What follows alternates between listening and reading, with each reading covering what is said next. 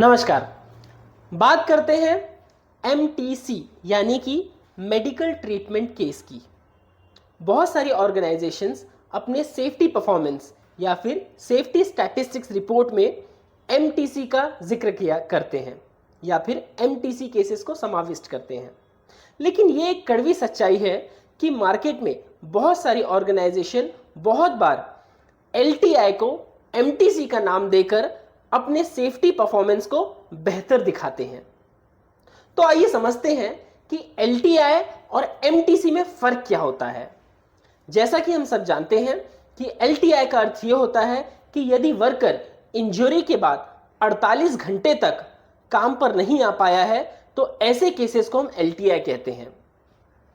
MTC एक non reportable LTI है।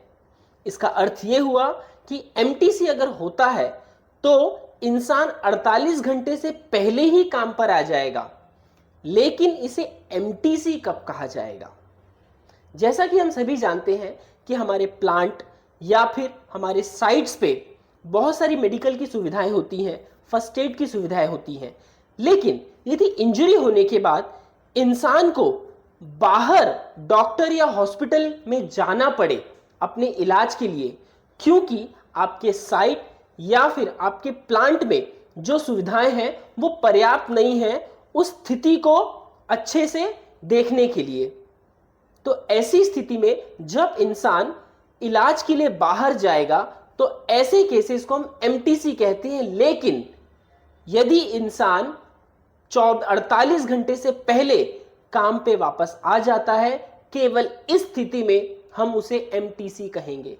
यदि इंसान बाहर इलाज ले रहा है और वो इलाज 3 या 4 दिन तक चलता है, या फिर इंसान 2 दिन से ज्यादा काम पे नहीं आ पाता है या 48 घंटे से ज्यादा काम पर नहीं आता है, तो ये एमटीसी ही एलटीआई में परिवर्तित हो जाएगा।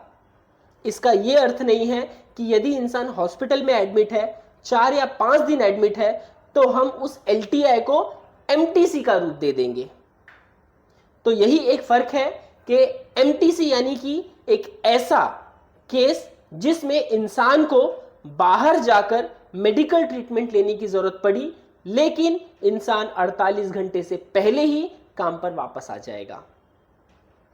इसके अलावा यदि आपको कोई भी डाउट है तो कृपा करके पूछिए, हम आपके सारे सवालों के जवाब देंगे। धन्यवाद।